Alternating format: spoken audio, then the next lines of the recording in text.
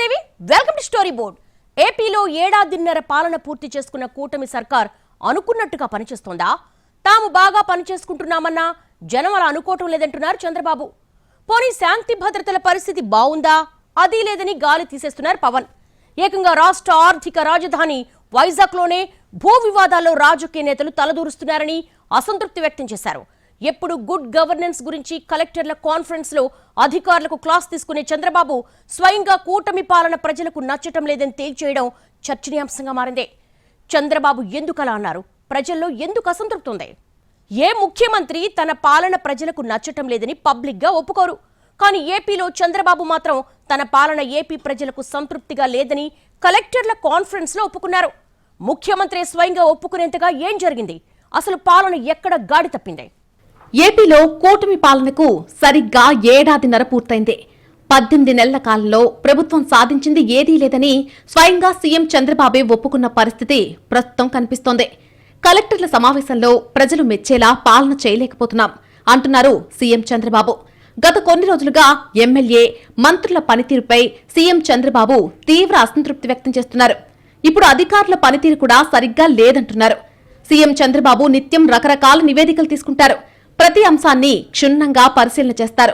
ప్రభుత్వం చేస్తున్న ప్రతి కార్యక్రమానికి సంబంధించి ఏ సమయంలో ప్రజలు ఎలా రియాక్ట్ అవుతారు అని బేరీజు వేసుకున్నాకే సీఎం చంద్రబాబు స్పందన ఉంటుంది. సరిగ్గా ప్రస్తుతం ఇదే కాంటెస్ట్ లో ప్రజలు మెచ్చేలా పాలన లేదన్నారు సీఎం చంద్రబాబు. ఏదో ఆషామాషి వ్యక్తి అంటే ఈ కామెంట్స్ కు పెద్ద ప్రయారిటీ అవసరం లేదు. కానీ సీఎం స్థాయిలో ఉన్న వ్యక్తి వ్యాఖ్యానించారు. దీంతో ఈ అంశం బాగా చర్చనీయాంశంగా మారింది. మీరు బాగా చేశారని మీరు అనుకుంటున్నారు, ఎండ్ అవుట్కమ్ రావడం లేదు. మీరు బాగా చేశామని అనుకుంటున్నాం, నేను కూడా, కానీ ప్రజలు మెచ్చడం లేదు. ఏ స్టేక్ హోల్డర్స్ కోసం పనిచేశామో వాళ్ళు మెచ్చకపోతే దెర్ ఇస్ సంథింగ్. ఒక డిపార్ట్మెంట్ అవుట్ స్టాండింగ్ పర్ఫార్మెన్స్ ఉంది, ఒక డిపార్ట్మెంట్ ఇంకా పికప్ కాలం.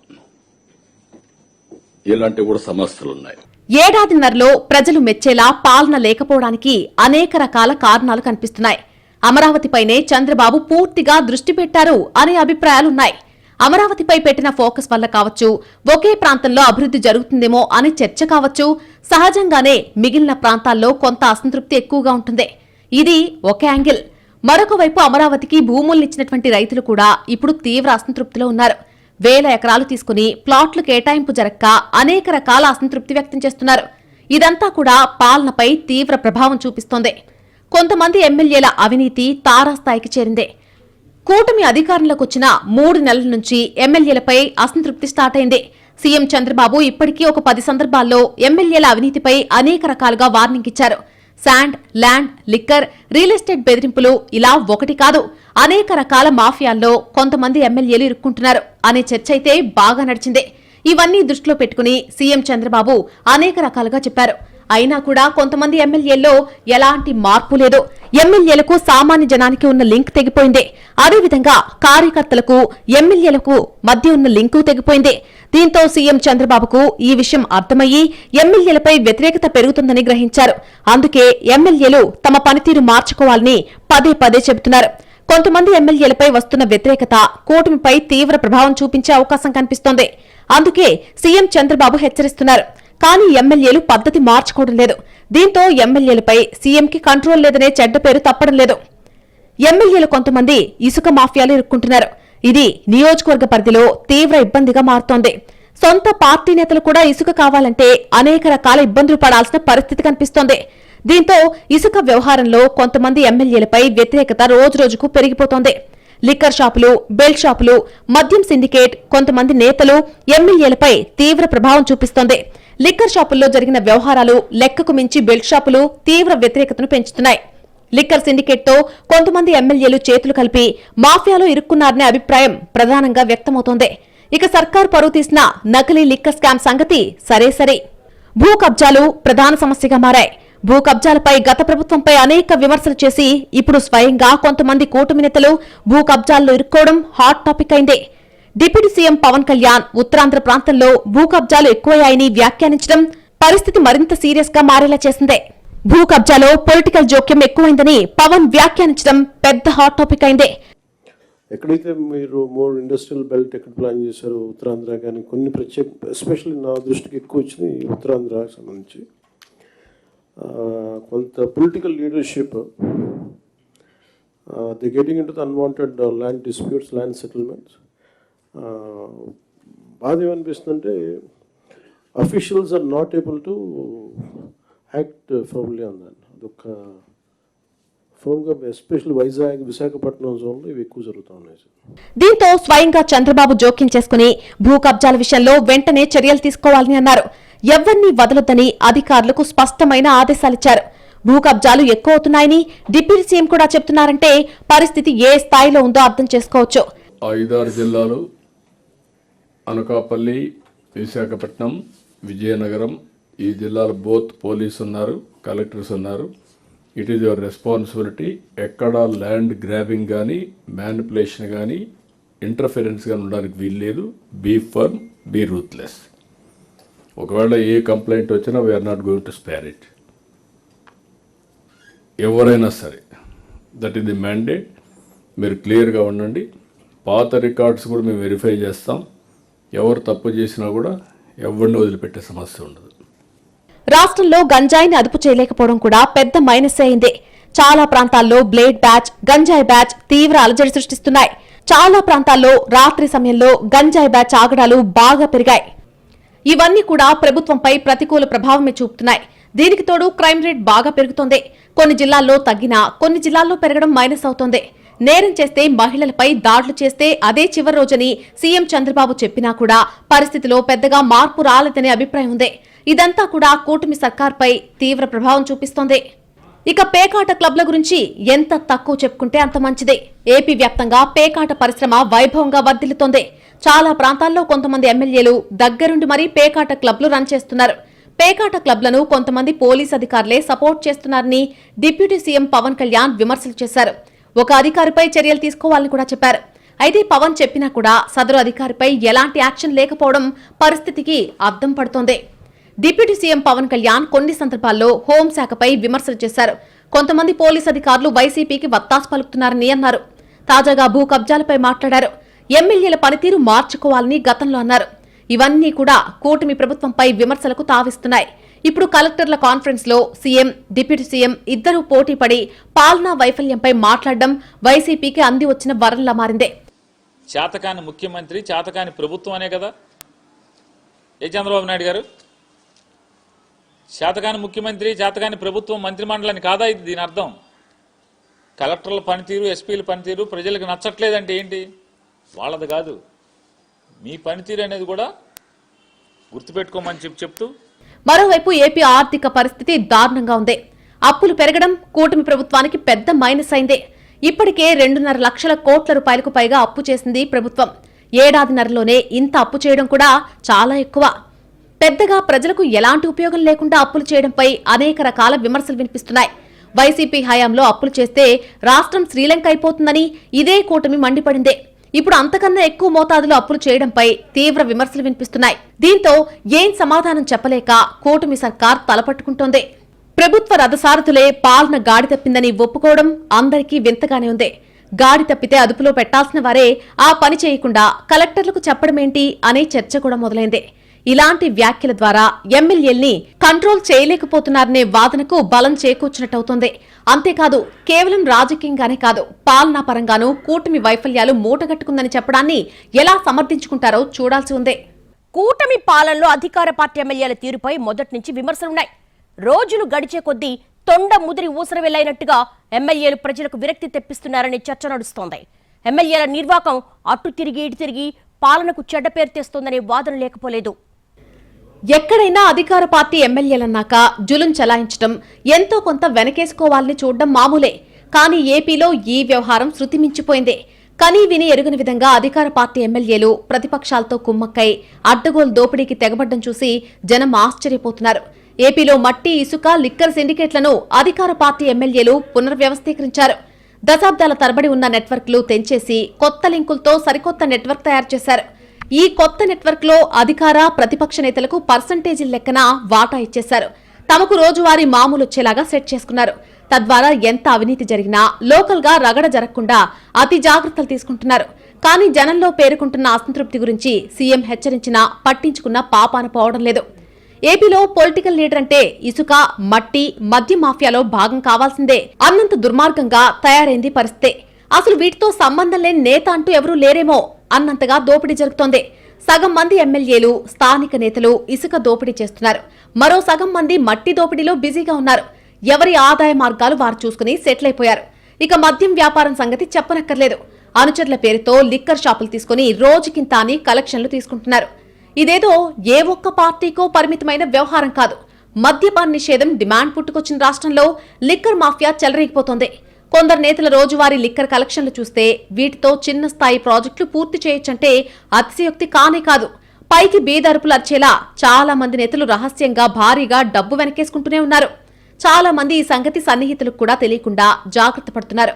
చివరకు ఇంటెలిజెన్స్ ఆరా తీసినా అంతు చిక్కనంత రహస్యంగా డెన్లు మెయింటైన్ చేస్తున్నారు. ఈ పోకట్లతోనే చంద్రబాబుకి తల ప్రాణం తోక్కొస్తోంది. రాష్ట్రంలో క్రైమ్ రేటు పెరిగిపోవడానికి అధికార పార్టీ ఎమ్మెల్యేల ఇల్లీగల్ దందాలే కారణమనే నివేదిక రావడంతో ముఖ్యమంత్రి మింగలేక కక్కలేక ఉంటున్నారనే వాదన కూడా లేకపోలేదు. సాధారణంగా రాజకీయ నేతలకు అనుచరులు, సన్నిహితులు, ఆప్తులు ఉంటారు. కానీ ఏపీలో దోపిడీ పర్వం కారణంగా నేతలకు కొత్త రిలేషన్ పుట్టుకొచ్చిందే. అంతేకాదు ఆ రిలేషనే ఇప్పుడు ప్రాణం కంటే ఎక్కువైపోయింది. అదే దోపిడీ పార్ట్నర్ రిలేషన్. ప్రతి ఏరియాలో అధికార పక్షం, ప్రతిపక్షానికి చెందిన నేతలతో కలిసి టీములు ఏర్పాటవుతున్నాయి. ఎక్కడా సమస్య రాకుండా ఎవరి కోఆపరేషన్ వారు చేస్తున్నారు. పైకి రాజకీయ విమర్శలు షరామామూలే. కానీ తెర వెనుక మాత్రం పూర్తి అండర్స్టాండింగ్ తో దోచేసిన సొమ్మును తేడా రాకుండా వాటాలేసుకుంటున్నారు. అందుకే ఆ పార్టీకి పట్టున్న ప్రాంతం, ఈ పార్టీకి పట్టున్న ప్రాంతం అనే తేడా లేకుండా దోపిడీ 3 పువ్వులు 6 కాయలుగా విలసిల్లుతోంది. దోపిడీ ఎంత వ్యవస్థీకృతమైందంటే ఏకంగా గ్రామ స్థాయిలో మాఫియాలు ఏర్పాటయ్యాయి. ఎవరి ఏరియాను వారు దోచేస్తున్నారు. ఇక్కడ మరొకరి దృష్టి పడకుండా సొంతంగా సరిహద్దులు గీసుకుంటున్నారు. పోలీస్ స్టేషన్ లిమిట్ లాగానే మాఫియా టీములు కూడా తమ ఏరియాలకు లిమిట్లు సెట్ చేస్తున్నాయి. ఇలా పూర్తి స్థాయి అవగాహనతో దోపిడీకి పాల్పడుతున్నారు. ఎవరేమనుకున్నా లెక్క చేయడం లేదు. ఇలా గ్రామ స్థాయిలో మాఫియా వేళ్లూనుకోవడానికి ప్రధాన కారణం అధికార పార్టీ ఎమ్మెల్యేలే అని ప్రత్యేకంగా చెప్పనక్కర్లేదు. వీరి కారణంగా సహజంగా టీడీపీ హయాంలో శాంతి భద్రతలు బాగుంటాయనే అభిప్రాయం కూడా మట్టి కొట్టుకుపోతోంది. దీంతో కొత్తగా చేసేది చేయకపోగా కనీసం గతం మాదిరిగా కూడా పాలన చేయలేకపోతున్నారని ప్రజల్లో అసంతృప్తి పెరిగిపోతోంది. ఇది గమనించే చంద్రబాబు బర్స్ట్ కావాల్సొచ్చింది. ఏపీలో సాగుతున్న దోపిడీ పర్వం అలా చేయాలనుకునే నేతలందరికీ కేస్ స్టడీగా మిగిలిపోతుంది అనడంలో సందేహమే లేదు. ప్రజోపయోగ కార్యక్రమాలు చేయడానికి కోడిగుడ్డుపై ఈకలు పీకుతూ పరస్పర విమర్శలతో పొద్దుపుచ్చటం నేతలకు అలవాటే. కానీ దోపిడీలో, మాఫియా ఏర్పాట్లో ఎక్కడా తేడా రాకుండా అలవిమాలిన ఐకమత్యం కనబరుస్తున్నారు. నేతల టాలెంట్ చూసి ఏపీ జనం విస్తుబోతున్నటువంటి పరిస్థితి. ఎక్కడైనా దోపిడీ మరీ బట్టబయలయ్యే పరిస్థితి వస్తే కొందరు సామాన్యులకు వాటాలిస్తామని నేతలు ఆఫర్లు ఇస్తున్నారంటే ఏమనుకోవాలో ఎవ్వరికీ అర్థం కావడం లేదు. ఇలా దినదిన ప్రవర్ధమానంగా జరుగుతున్న దోపిడీ ఏ తీరానికి చేరుతుందో ఏపీ నేతలకే తెలియాలి. ఇలాంటి కొత్త సంస్కృతికి అంకురార్పణ చేసిన ఘనత ఖచ్చితంగా అధికార పార్టీ ఎమ్మెల్యేలకే దక్కుతుంది అనే సెటైర్లతో కూటమి ప్రభుత్వ ప్రతిష్ట మంటగలిసిపోతోంది. ఇవి చాలవన్నట్టుగా కూటమి సర్కారులో సమన్వయం కూడా అంతంత మాత్రమే. టీడీపీ, జనసేన మైత్రి పై స్థాయిలోనే కానీ కింది స్థాయిలో కనిపించడం లేదనేది బహిరంగ రహస్యం. అప్పటికీ నియోజకవర్గాల స్థాయిలో సమన్వయ సమావేశాలు పెడుతున్నా అవేమీ పెద్దగా వర్కౌట్ కావటం లేదు. ఏపీలో 1.5 ఏళ్ల పదవీ కాలం పూర్తి చేసుకున్న కూటమి ప్రభుత్వానికి సొంతింట్లోనే సమస్యలొస్తున్నాయి. ఎప్పటికప్పుడు కూటమిలో సమస్యలు రాకూడదని అటు చంద్రబాబు, ఇటు పవన్ కళ్యాణ్ మొత్తుకుంటున్నా 2 పార్టీల నేతలు ఎవరి దారి వారిదే అన్నట్టుగా ఉంటున్నారు. కొన్ని వ్యవహారాలు మంత్రుల స్థాయిలోనూ వివాదాస్పదం కావడంతో మరికొన్నింటిపై ఏకంగా కేబినెట్లో చర్చ జరగడం కూటమికి ఇబ్బందికరంగా మారింది. అప్పటికి అన్ని నియోజకవర్గాల్లో కూటమి సమన్వయ సమావేశాలు ఏర్పాటు చేశారు. అయినా సరే ఎక్కడికక్కడ టీడీపీ, జనసేన నేతలు సిగపట్లకు దిగుతున్నారు. నామినేటెడ్ పోస్టులు, నియోజకవర్గాల్లో తమ మాటే చెల్లాలనే పంతాలు, ఇంకా ఇతరత్రా వ్యవహారాలు ఇలా కాదేది కొట్లాటకు అనర్హం అన్నట్టుగా రెచ్చిపోతున్నారు. చివరకు రాజకీయాలతో సంబంధం లేని ఘటనలకు కూడా సీరియస్ గా రియాక్ట్ కావడం, కొన్నింటిపై పైకి మాట్లాడకపోయినా లోపల ఇతర సంఘాల ద్వారా రాజకీయం చేయడం వంటి విషయాలు కూటమి సర్కారుకు తలబొప్పి కట్టిస్తున్నాయి. కూటమిలో టీడీపీ, జనసేన, బీజేపీ 3 పార్టీలున్నాయి. కానీ సామాజికంగా ఓటు బ్యాంకు పరంగా బలంగా ఉన్న టీడీపీ, జనసేన మధ్య ఎక్కువ వివాదాలొస్తున్నాయి. అసలు కూటమి అధికారంలోకి వచ్చిన కొన్నాళ్లకే పిఠాపురంలో వర్మ సంగతేంటనే ప్రశ్న దూసుకొచ్చిందే. తొలి విడత ఎమ్మెల్సీ పదవుల్లో వర్మకు చోటు లేకపోవడంతో ఆయన వర్గం గొడవ చేసిందే. ఆ తర్వాత రెండో విడతలోనూ ఎమ్మెల్సీ పదవి దక్కకపోవడంతో వర్మ చంద్రబాబును కలిసి తన సంగతేంటో తేల్చాలని కోరారు. దీంతో కొన్నాళ్లు సైలెంట్ గా ఉండాలని చంద్రబాబు చెప్పారనే చర్చ జరిగింది. ఆ తర్వాత వర్మ కొన్నాళ్లు సైలెంట్ గానే ఉన్నారు. కానీ ఇటీవల కాలంలో నాగబాబు పిఠాపురంలో పర్యటించడం, ఈ టూర్లో వర్మకు ప్రాధాన్యం దక్కకపోవడంతో ఆయన వర్గం అసంతృప్తికి లోనైంది. ఇదే అదునుగా వర్మ ముద్రగడతో భేటీ కావడం చర్చనీయాంశమైంది. దీంతో అసలు పిఠాపురంలో ఏం జరుగుతుంది అనే చర్చ మొదలైంది. దీనికి ట్విస్ట్ ఇస్తూ నెల్లూరు జిల్లాకు చెందిన మంత్రి నారాయణ పిఠాపురంలో వర్మ సైలెంట్ గా ఉండాలని చంద్రబాబు చెప్పారని, కూటమి సర్కార్ ఉన్నంతకాలం ఇంతేనని మాట్లాడడం దుమారం రేపిందే. దీనిపై వర్మ డైరెక్ట్ గా మాట్లాడకపోయినా పిఠాపురంలో తన బలమేంటో చంద్రబాబుకు తెలుసని, ఆయన ఆదేశాల మేరకే పని చేస్తానని హింటిచ్చారు. ఆ తర్వాత నామినేటెడ్ పదవులపై టీడీపీ, జనసేన నేతలు పంతాలకు పోయారు.